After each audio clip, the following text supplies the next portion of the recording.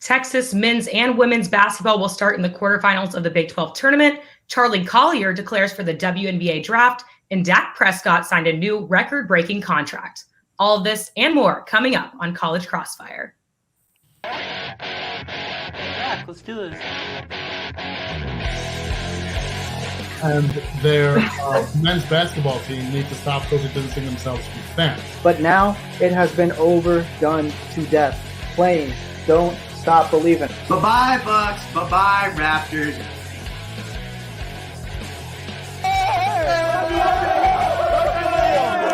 All right, let's get to it.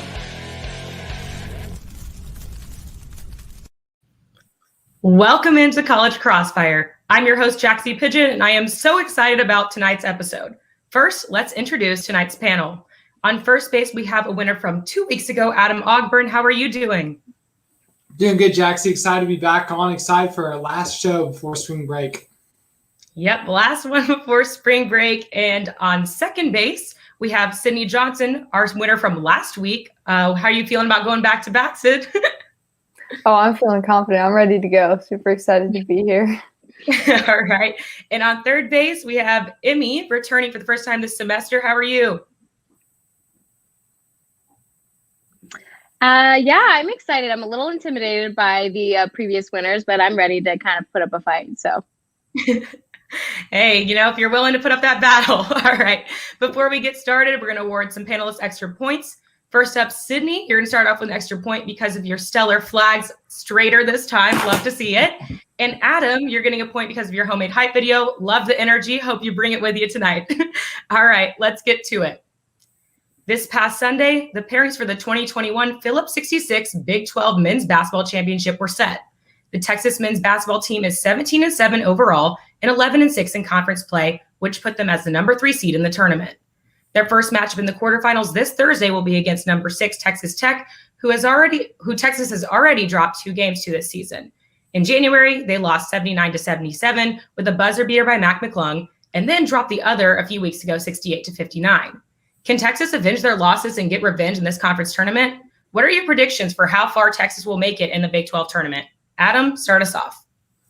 Yeah, the first round is a tough draw against Texas Tech. This is a Texas Tech team with a stifling defense and led by the sharpshooter Mac McClung. So it's going to be a tough matchup for the Longhorns. However, I think it's very hard to beat a team 3 times, and the Longhorns have been playing better. We've seen Jericho Sims step up in the paint, and we've seen Courtney Raymond. He's caught 5 from 3. Jace Febres has played more minutes in the last 4 or 5 games. And then you saw guys like Andrew Jones and Matt Coleman who can go off on any given night.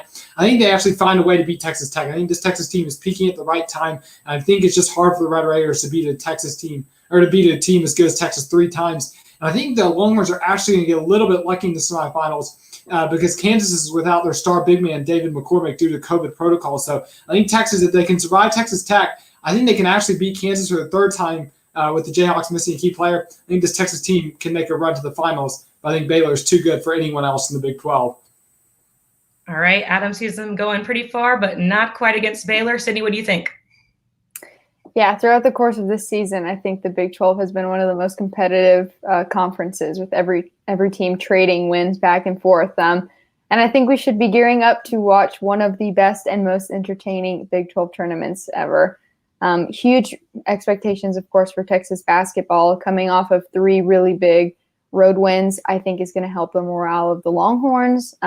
Last time we reached the tournament championship was 2011, and we were also a 3 seed. So I'm speaking that into existence right now. I think the Longhorns, just like Adam said, I think they get the big win against Texas Tech as well as Kansas, make it to the coveted conference championship. Also, crazy fact I just heard, no team from Texas has ever won the Big 12 tournament. That stat completely blew me away when I heard it. But I think if there is a year that this unfortunate tradition can be broken, it's this year, whether it's the Longhorns or the Baylor Bears. So I'm incredibly excited, and I can't wait to see how they perform after all the expectations of Longhorn Nation. Yes, very high expectations from these fans. Emmy, what do you think? Yeah, I kind of want to reiterate what Adam and Sydney were saying. Just Big 12 tournaments are tough, and they're usually a crapshoot no matter what sport it is. especially this year with these teams. There are so many good ones, but if Texas can get past Tech, like they were saying, and in the first round, and then they could play Kansas next and beat them, but nobody is beating Baylor, and I think that's unfortunate, but that is really exciting to see so many teams that could be pitted against each other, and there could be a lot of different upsets. So I think it'll be exciting to see kind of how that goes. Sure. And you guys are all kind of on the same page in terms of, they could make it pretty far, but they can't top over Baylor. But to Adam's benefit here, I think, what he was saying is it's hard to beat a team 3 consecutive times, especially when they're that close. I mean, Mac McClung in that first game against Texas, just that last minute 3-pointer to take the win. And it's just kind of, I think once they get past that, they'll be able to be more competitive further on. So Adam 3 and Sydney and Emmy both 1. Next up, also this past Sunday, Texas women's basketball ended their 2-game losing streak with a 69-60 win against TCU to wrap up regular season play. In this road game, 4 Longhorns scored in double figures. Charlie Collier and Audrey Warren each put up 18 points, Joanne Allen Taylor added 13 points, and Celeste Taylor had 12 points. This was the 3rd time this season that more than one Longhorn recorded a double-double in the same game. Collier got her 17th, and Warren got her 2nd. With their win against TCU, Texas completed the season sweep as they took down the Horned Frogs 71-54 in late January at the Irwin Center. Now, Texas will look toward postseason play. But what would you say was the key to this victory for Texas against TCU, which capped off regular season play? Sydney, start us off. Yeah, I think the primary standouts, like you said, were Collier and Warren. They each finished with double-doubles, 18 points apiece. But I thought the key to this game was the connection between Kira Lambert and Charlie Collier. I thought it was working really, really well for Texas.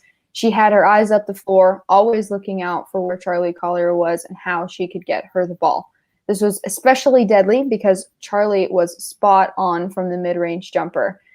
This season, Lambert has a team-high 70 assists, 28 made 3-pointers. But what I really appreciated about her play is that she doesn't turn the ball over much. As the primary ball handler for the Longhorns, she only has 30 turnovers on the season with an assist-to-turnover ratio of 2.33, which is 3rd in the Big 12. As a graduate transfer, she brings a ton of leadership and experience to this team, and she's played a bigger role than a lot of us think in the success that Charlie Collier has had this season. I think they're going to shock some people in the Big 12 tournament. Maybe not the Baylor Lady Bears, but I still think they're going to do pretty well. Sure, and her coming in from Duke, definitely bringing that leadership role, kind of helping out Charlie along the way. Definitely a great player. Emmy, what do you think? Yeah, 2 words, Charlie Collier. She's always so dynamic on the court. I'm also gonna kind of go the opposite route of Sydney, and she came in with the stats. I'm just gonna attribute a lot of that to International Women's Day, the fire underneath these women when they were playing. But they also had a higher 3-point percentage. They had a really, really good attack in regards to rebounds, and they were really good offensively. So I just think there was a lot of chemistry, a lot of good moving parts. But I would really attribute a lot of it to their offensive play and the dynamics between Charlie Collier. You know what? She's so good, I can't even say her name, Charlie Collier. But yeah, The CC throwing you off. it is throwing me off. All right, Adam, what do you think? Yeah, I think Charlie Collier obviously is a big part of it. The Longhorns were really good in the paint. They out-rebounded TCU 40-22, and they built up a big lead. They're up by 21 points, and then TCU goes on a 16-1 run, but then Texas finished down the stretch. Audrey Warren hit a big shot from the corner, and the Longhorns went 6 for 6 from the free throw line in the final 90 seconds. So if they can shoot free throws like that in close games down the stretch, you're going to have Charlie Collier who can dominate the paint. She can also shoot the 3 ball. She hit a couple of threes, or she hit 1 3 in the game. So when you have a player like Charlie Collier, and then if you can finish down the stretch, Texas showed it against TCU. If they can do that in March, they could be a player in some big games. Absolutely. And like you said, those clutch free throws in that game, they've been missing a lot of them when they really count. So that was big for them. But I'm going to have to give this one to Sydney. I think that just the chemistry between those 2 leaders on the team, the experience that both those players have, that it's not all on Charlie, although Charlie is kind of the stud of this team, and that's very clear. But Sydney, you're going to get 3, Emmy 2, Adam 1. Next up, another Collier question. Final big news from this past Sunday, Texas women's basketball standout Charlie Collier announced she would forego her senior season and enter the 2021 WNBA draft. Just a few weeks ago, ESPN projected Collier to be the #1 overall pick to the Dallas Wings in their second WNBA mock draft of the year. A notable Longhorn legend, Edwina Brown, who played for Texas from 1996 to 2000, currently holds the title of being the fastest Longhorn picked in a WNBA draft. Collier is currently averaging 20.9 points, 12.2 rebounds, and 1.2 blocks over 24 games a season. She's clearly a star at Texas, but how will she fare at the next level? Will she be picked before the #3 that Edwina did? What will Collier have to do in order to have a successful transition from college to professional ball? Emmy, start us off. Yeah, as you were saying, it is really important that she's projected to go #1. But for the WNBA, I'm pretty sure she's going to have to need to bulk up just a little bit. It's a lot harder to bulldoze women of their size, and I think she is obviously very strong, but she may have to bulk up. Continue to improve her all-around play, although she is dominant. She sometimes doesn't play well when the other team has a really strong presence in the paint. So I'm saying I think those two areas, if she improves that, she's going to ball out a lot in the WNBA. But honestly, it just depends on how her chemistry is with the other players. And we just have to kind of watch a few games in and see kind of where she's struggling and where she's succeeding. But yeah, I think it'll be really exciting to see her play at the next level. And it's really not a surprise that she's forgoing her senior season. It's kind of like a trial and error is what you got, Emmy. All right. Adam, What do you think? Yeah, I agree with Emmy. I think that she'll definitely have to, bulk up a little bit. She'll be challenged more in the paint. I think she does go to Dallas. Dallas is the first 2 picks. I think she'll be the highest Longhorn ever picked in the WNBA draft. But I think, too, you look at her face-up game and the way, she's been working on her 3-point shot. She's made 12 this year in her jumper. I think that's going to be a key, too. You look at, how versatile the centers and the power forwards are becoming, and, how important it is for them to have range. And so when Collier isn't always able to bully her way in, because maybe she won't be always the biggest player on the court or the strongest, the key will be having the versatility to, pull up a jumper or pull up from the 3-point range. So obviously she has all the talent in the world. You can see that with her stats, her points, rebounds, blocks, even an 80% free throw shooter. But I think that 3-point game and the ability to shoot jumpers will elevate her game to the next level in the WNBA. Sure, that she's just not, an in the paint player, but can kind of expand that range. All right, Sydney, what do you think? Yeah, well, Charlie Collier has always been a great basketball player coming out of high school. She was ranked the #2 player for the class of 2018. She had a good freshman season, even better sophomore season. She has improved her defense a ton this season under Vic Schaefer. But what has been the key to Collier's huge success this season? That is having a coach that structured their offense around a powerful inside post player. We saw how dominant Vic Schaefer was able to be with an offense crafted around the 6'7" Tierra McCowan when he was at Mississippi State. And if the Dallas Wings have any sense, they will draft her #1 or #2. And I think this is an ideal destination for a few reasons. First, they have made a ton of roster moves this season, 4 draft picks in the first round alone. And last year, the Wings were second to last in field goal percentage and third to last in rebounding. So I see them restructuring their offensive scheme so that it is very focused on points in the paint. All Charlie Collier needs to do in this case is continue to dominate on the boards and shoot relatively well from the field. If this happens, I'm calling it right now on College Crossfire. She will be the Rookie of the Year next season. All right, we got that on tape now. But I'm going to have to give this one to Adam. I think it's more the versatility that she has that she's going to be able to use to her advantage in that, professional setting. She's been able to do some trial and error in her college level just so she can show what she's got for the next level. But Adam, you're going to get 3, Emmy 2, Sydney 1. And when we come back, the panel discusses Texas baseball in the Dak Prescott New Deal. You won't want to miss it.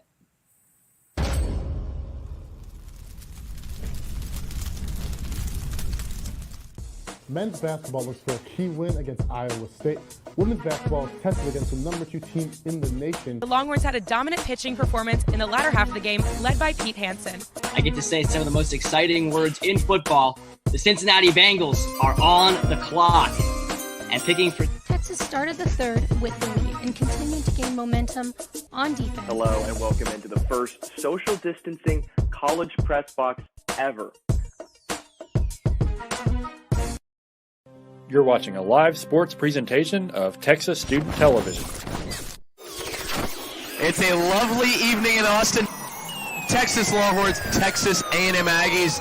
This is a rivalry game, high intensity, high scoring. Puck drop, we're off. Both of these teams are very fast. Big collision on the wall there. Now a little advantage for Texas. Shot in the middle.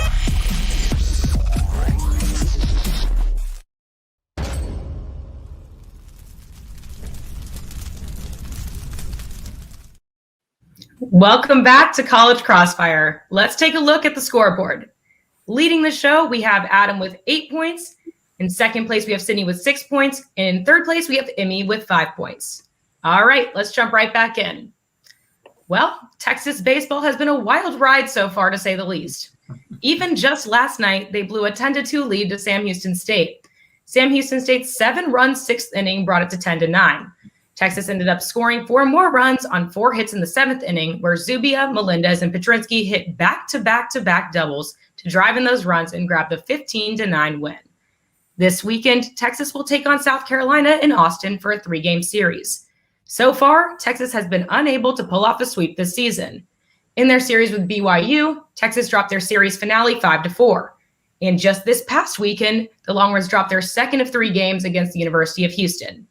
That being said, how can Texas baseball get a sweep against South Carolina this weekend? Adam, start us off. Yeah, that's a tough ask. The Gamecocks are undefeated at 10-0. They've really played non-Power 5 teams. They had a couple wins over Clemson. But for Texas, they got to stop leaving guys on base. You know, the 2 games against Houston, they won 1-0, and they lost the other one 3-2. They left a combined 22 men on base in those 2 games, excuse me. They've got to turn those into points, especially against high-caliber Power 5 opposition like South Carolina will provide. They've been better pitching-wise. They've had 44 strikeouts in the last 4 games. They've only given up 14 runs over that time span. 9 of those 14 were in that last game against Sam Houston. So I think the 2 players to watch for South Carolina, watch out for Wes Clark. He's batting .471 with 8 homers and 17 RBIs. And for the Longhorns, they need Zach Zubia to step up. He only had 1 hit in the series against Houston, but he leads the Longhorns with 14 hits and 12 runs batted in on the year, including 5 in their last time out against Sam Houston. Sure, Wes Clark will definitely be a threat on that other side. Sydney, what do you think? Yeah, I mean, Texas batting has been a concern since the poor showing, as you stated, in the college baseball showdown to start the season. But it's actually the Texas pitching game that's going to need to show up. They had a season-best performance, as Adam said, against Sam Houston State, which was encouraging to see. But I think the best thing for Texas baseball would be for them to skip the 6th inning altogether, because this season it's been absolutely horrendous. The bullpen struggled to get a rhythm against Sam Houston State. And again, the Longhorns blew a huge lead in the 6th inning. Texas will be embarrassed if they don't get a reliable reliever in the game. I mean, South Carolina currently has 4 starters batting over 400 this season, including the national home run leader, Wes Clark, who has 8 home runs in just 10 games. But bottom line, pitching game needs to step up, and the Longhorns need a bit of redemption against an SEC school after their beginning of the year disappointment. Yeah, and you could tell, I mean, even just into those last minutes, they had, Lucas Gordon save them in the end, but the pitching staff was definitely struggling other than their top guys. Amy, what do you think? Yeah, I'd have to kind of reiterate what they were saying with batting average. It has been the downfall of this team, especially we saw that against Houston with that second game. They were not getting players on base. Ty Madden was pretty consistent in the first game of that series, and then you kind of fall off. I think there's a problem with older players and younger players kind of gelling, because you have your Zach Zubia, you have your Kim Williams, but you also have these younger players who have a lot of talent. There's just not a lot of execution. I feel like they aren't consistent. Sometimes they'll break a record and have a season high. We see that with Trey Faltini or Ty Madden, but then in the next game, it'll look different. And I think that can be really hard when you can't rely on those younger players, or even your older players. We see that with Zach Zubia kind of struggling to stay consistent. But yeah, I think they really need a sweep to set the tone for conference play, to kind of show the naysayers of this season, who are kind of not looking forward to how the season is going because they're the tone they set at the beginning. But I think if they kind of turn it around have confidence going into conference play. It's just they gotta increase their batting average. I think that has been their downfall each time. Sure, and just having those extra players step up. I mean, like we were saying with Collier, you can't always bank on the guys that are stepping up every game. You got to have that team camaraderie, I guess. But I'm going to have to go with Sydney on this one. I think that the pitching has been killing them recently. I mean, they've had some great pitching performances by a few, but last night was a clear example of that. And hopefully the 6th inning won't keep occurring. It's kind of haunting them right now. So Sydney, you're going to get the points on this one. Next up, in last year's UEFA Champions League final, Bayern Munich took home the trophy, taking down Paris Saint-Germain 1-0 in Portugal. Bayern Munich will surely be looking to repeat as UEFA Champions League champs in this year's final. They play next in their second leg of round of 16 against Lazio next Wednesday in Munich, as they already won their first leg to Lazio 4-1 in Rome. Real Madrid holds the record for the most victories with 13 championship titles. Milan is behind them with 7 titles, and Bayern Munich and Barcelona are tied at 6 titles. Although Bayern finished last year on a high note and has only 4 losses overall, is there anyone that can stop them from taking the title again? If so, who? Sydney, what do you think? Yeah, although they might be well on their way to another title, I'm not closing the door completely on Leipzig. They have a lot of momentum in their favor right now because they have been playing absolutely lights out in the past month, lessening the gap between them and Bayern from 7 to only 2 points. They're an incredibly resourceful team. Their attacking is very balanced with scoring dispersed throughout the squad. At this time, they're the only team that I can see standing up to the task. But the last time these two teams faced off in December, that game ended in a 3-3 draw. And bottom line is this: Bayern Munich doesn't seem to play their best against Leipzig. And they have a very strong defense, only having given up 19 goals this season, which is a league low. But, this is the only hope that I have to try and withstand the attacking force that is Robert Lewandowski, who has 26 goals in just 21 games. So the date to circle is April 3rd when Bayern heads over to Leipzig for a rematch. That will be interesting. Emmy, what do you think? Yeah, I have to say the same. But in Byron's defense, I don't think there's another team in this league more obsessed with winning. And I am always impressed by their tenacity with the game, especially in this league. But I would say Leipzig. Bayern is a team that has no problem attacking. Well, I think Leipzig is more defensive, and I think they balance a little bit more. I mean, if you just look at Bayern's goal differential, it is so high. They're an attack-heavy team, and I think that also is their weakness. So if Leipzig could break them in from the back, that would be bad for Bayern. And if they could just gauge how the game is going and then break them down from the back, where they're less defense-heavy, I think that could ultimately shift the win in Leipzig's favor. But it could be really interesting. A very defensive. A strategically defensive team versus a really attack-heavy team. It'll be interesting to see how they both fare, but I'm excited. It's an interesting point of view, just kind of how they have their positives on other sides. All right, Adam, what do you think? Yeah, I think definitely credit goes to Leipzig for staying within touching distance of Bayern, because usually Munich runs rampant in the Bundesliga, especially in recent years. But I think the number one contender for Bayern is going to be Manchester City. You look at what the Citizens have been doing over in England. They've racked up 40-plus goal differential. They've scored 61 goals, only conceded 21. They're running away with the Premier League title, and they just got a wealth of options up front. You have Sterling. He hasn't been playing as well, but you still got Riyad Mahrez. You got Ilkay Gundogan, Kevin De Bruyne from the midfield, Phil Foden. Obviously, there's the concern that they don't have the out-and-out striker with Gabriel Jesus kind of up and down and Aguero struggling for fitness. But, Manchester City, they've fallen in the quarterfinals under Pep the last 3 years. But you feel like if there's ever going to be a year where City's going to get over that hump, it could be this one. It'll be fun to see if Pep and the Citizens end up going against his former club in Bayern Munich down the road. All right, Adam, I think I'm going to have to give this one to you. I think just like you noted in those statistics, they're ready to attack. They know what they're doing. They've won before. And, if anyone can do it, it's going to be them. But Leipzig also could pull in. But I am going to have to go with Adam on this one. All righty, next up, in the wise words of Adam, how about them Cowboys? This past Monday, the Dallas Cowboys agreed to terms on a new contract with franchise quarterback Dak Prescott. It was reported that Prescott signed a 4-year, $160 million deal to stay in Dallas. The deal has a maximum value of $164 million, including $126 million in guaranteed money. The deal also includes a no-trade clause and a no-tag provision. Prescott's contract averages to $42 million per year over the first 3 seasons. Needless to say, Prescott is now locked in with the Cowboys for the long haul. What are your thoughts? Was this long-term contract a good move for the Cowboys? Emmy, what do you think? I'm going to say I don't think it was a bad move. But with all the money they have tied down with Zeke, it's going to be tough to sign any more top free agents. And if you look at the free agency, there's like a lot of depth there. There are a lot of good players, especially at the QB level. I do think Dak is a consistent player, a good player, but they're paying him as if he just won MVP at the Super Bowl, which I don't think he's worth that much. I don't even think Zeke is worth that much. And so the Cowboys are just wasting a ton of money, in my opinion.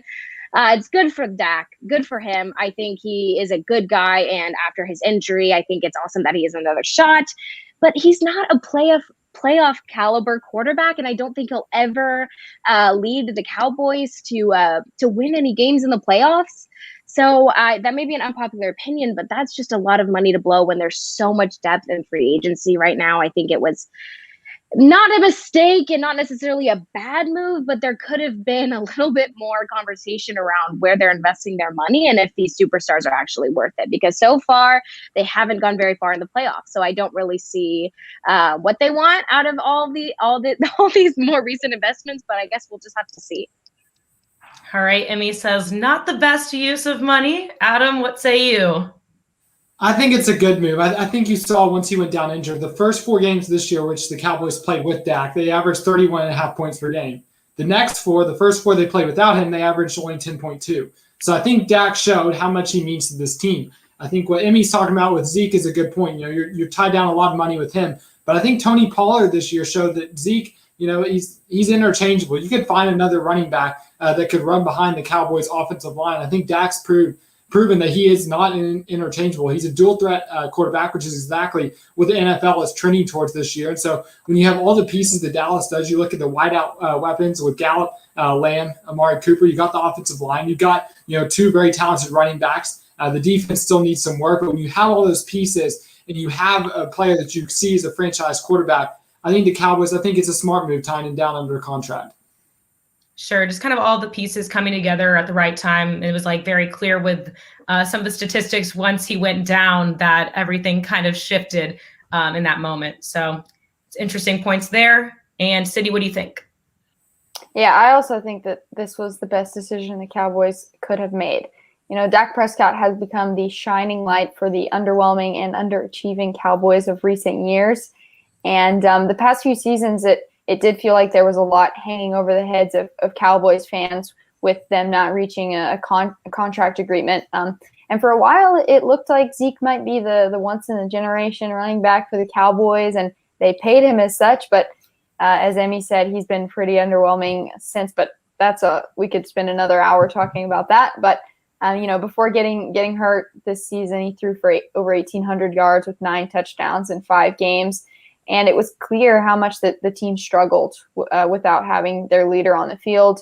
But, you know, with Dak as a leader, the Cowboys team is going to continue to improve year after year. Not to mention the Cowboys, as Adam said, have one of the best offensive lines in football if they can stay healthy. And this contract is confirmation that the front office thinks that Dak will bring them a Super Bowl within the next 4 to 6 years, depending on his contract renegotiation. So I'm not a diehard Cowboys fan myself, but nobody likes to see America's team not perform. So hopefully the Cowboys will return to their peak performance of the last few decades pretty soon. Yeah, Sydney, and I think I'm going to have to go with you on this one. It's more the futuristic look into it and how they want to help out this franchise, not for just in the moment, but, you know, over the next 4 years, and he's locked in there. So Sydney, you're going to get the points on this one. And when we come back, it's going to be rapid fire here on College Crossfire. You won't want to miss it.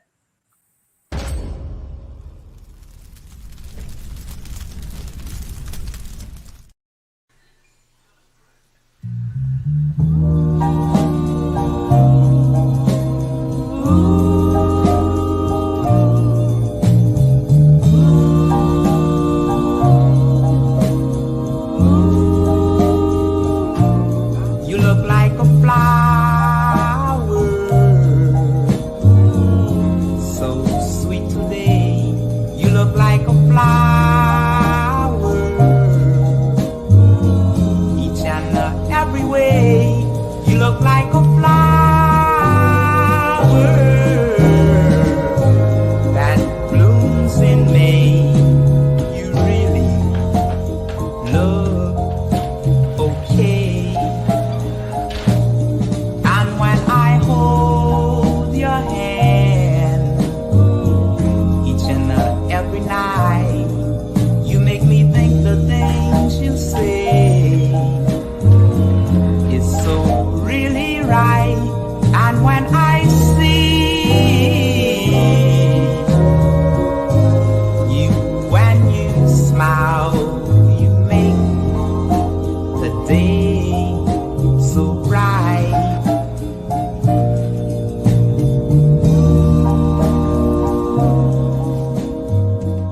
Welcome in to the 1-0 Sports Show, the premier sports talk show on the 40 acres. We're back.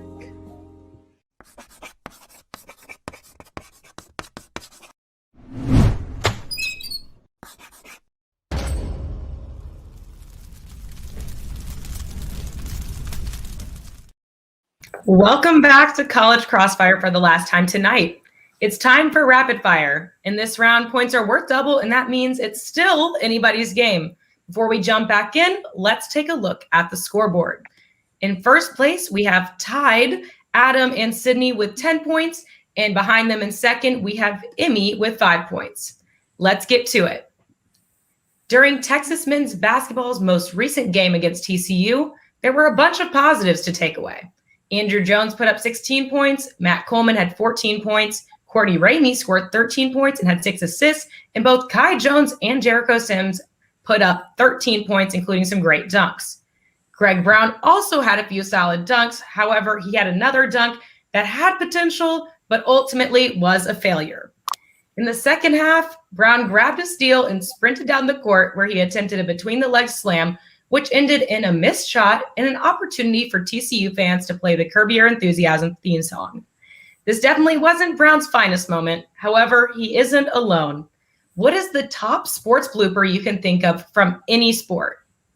Anybody can jump in. Oh, I got it right here. Mark Sanchez butt fumble, easily number one. Nothing will ever top that. I would literally get a tattoo of that. It's so funny. It's so funny. That was a good one. That was definitely a good one. Who else? I don't know if this is a blooper, but Mike Gundy's like epic meltdown. I don't know if anyone remembers that, but he had a literal like children's tantrum, and I think that is really funny. So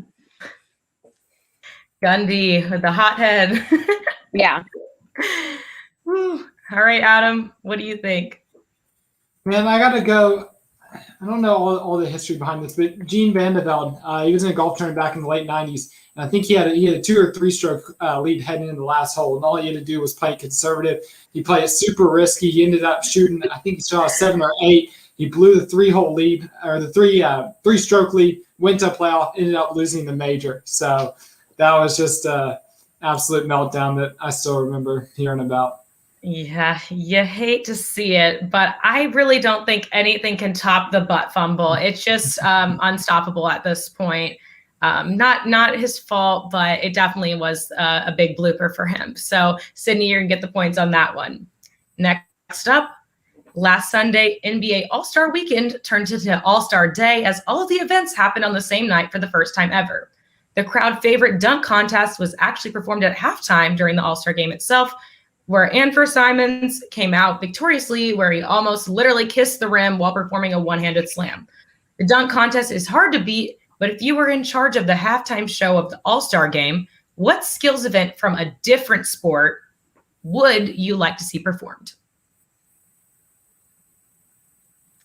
I'd like to see if anyone can tumble, like if they could do a backflip or cartwheels or something. I think it'd be really funny to see people try to attempt that on a basketball court in some way. All right, Emmy's got some flips. Who else? You got all these 7-footers, all these big guys in the NBA. Why not pull out a 4th of July tradition and go for the hot dog eating contest? See which big man can drown the most hot dogs during halftime. That could be interesting. Some got some hefty guys in the hot dog eating contest. All right, Sydney, what do you think?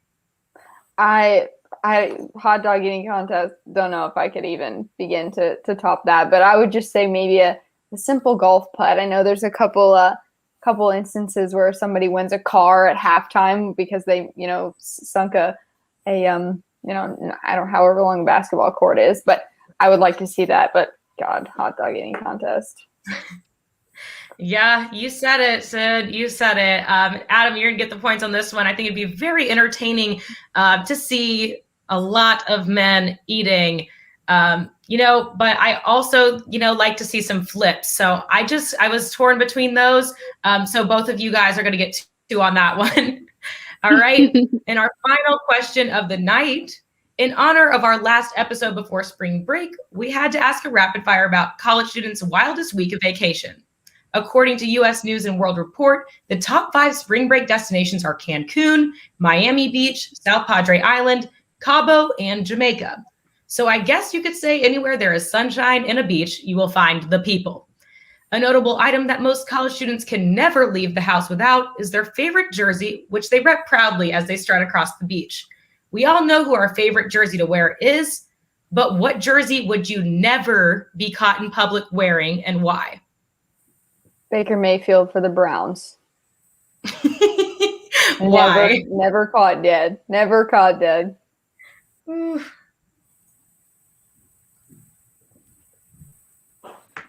It's a fair one.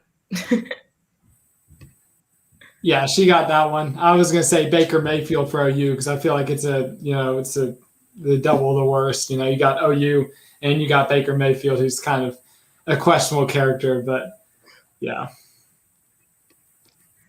Ooh. All right, Emmy, what do you think? I think I'd say Tom Brady. I would never be cut. I just think he's ridiculous. I think he's really, really talented and really smart. But I would never rep him. I don't think he deserves that. I don't think I don't know. His morals are questionable sometimes. So no, you would not catch me dead in that. Or Baker Mayfield one for that matter. I still can't believe he planted the flag. Like that still haunts me. I wake up screaming, thinking about him doing that. He's just so arrogant. I can't. We're having a Baker Mayfield hate party right now, I guess. Yeah. But Sydney, you're going to get the points on that one. Yeah, horns up, Adam. You're right. But Sydney, you're getting the points on that one. And the win, our first back-to-back win of the year. Congratulations. That being said, it's time for FaceTime. Sydney, take it away. All right, I'm going to shout it out first and foremost, friends, family. But Dolly Parton, can we just get a round of applause for Dolly Parton just in general? I mean, she's literally funding the COVID vaccine. She finally got to get it, I think, last week or this week. Overall, amazing person. I have a little shrine over here in the corner. Maybe next show I'll bring that out for my 3rd win. But Dolly Parton, love her. If you're watching this, I'll come to Dollywood whenever. So that's it. Dolly Queen. All righty, guys. Congratulations, Sydney. And thank you for tuning in to tonight's episode of College Crossfire. Don't forget to follow us on social media at TSTV Sports on Twitter and Instagram. Lastly, be sure to wake up with the One No Sports Show Friday mornings at 10 a.m. From all the panelists in our virtual studio and our virtual master control, I'm Jaxie Pigeon. Have a wonderful spring break and a wonderful evening.